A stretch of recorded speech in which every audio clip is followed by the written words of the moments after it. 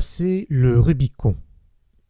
Ce mot, qui est devenu proverbe dans le sens de s'engager d'une manière irrévocable par une démarche hasardeuse, est une allusion à la révolte de César contre le Sénat romain.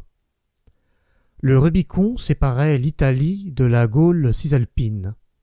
Le Sénat, pour assurer Rome contre les troupes de la Gaule, avait rendu le célèbre Senatus Consulte, qui dévouait aux dieux infernaux et déclarait sacrilège et parricide quiconque, avec une légion ou même une cohorte, passerait le Rubicon.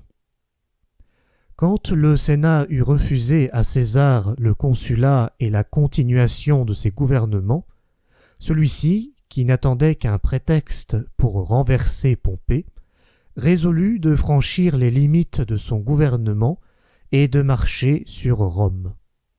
Cependant, lorsqu'il fut sur les bords du Rubicon, il fut frappé des réflexions qui lui inspiraient l'approche du danger et qui lui montraient de plus près l'audace de son entreprise. Il en conféra longtemps avec ceux de ses amis qui l'accompagnaient. « Il est encore temps de retourner sur nos pas, » leur dit-il. « Une fois ce faible pont franchi, c'est le fer qui décidera tout. » Il hésitait, dit Suétone, un prodige le détermina.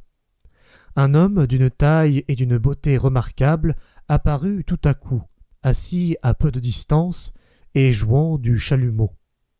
Des bergers et quelques soldats des postes voisins, parmi lesquels il y avait des trompettes, accoururent pour l'entendre.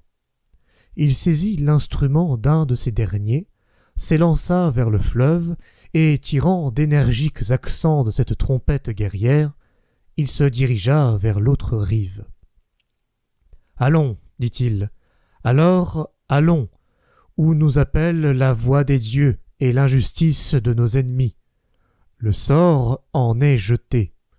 Le fameux alea iacta est, qu'on a répété tant de fois depuis César, n'est pas le seul mot que nous ait laissé ce grand homme. Quand Pompeia fut soupçonné d'un commerce adultère avec Publius Clodius, César la répudia, et lorsqu'il fut appelé en témoignage contre l'accusé, il déclara n'avoir aucune connaissance des faits qu'on lui imputait. « Pourquoi donc avez-vous répudié votre femme ? » ?»« Parce que, répondit-il, la femme de César ne doit pas même être soupçonnée. » Enfin, on cite encore tous les jours ces trois mots fameux « Vini, vidi, vici » que César écrivit à Amintius, un de ses amis de Rome, pour lui exprimer la rapidité de sa victoire dans le royaume de Ponte.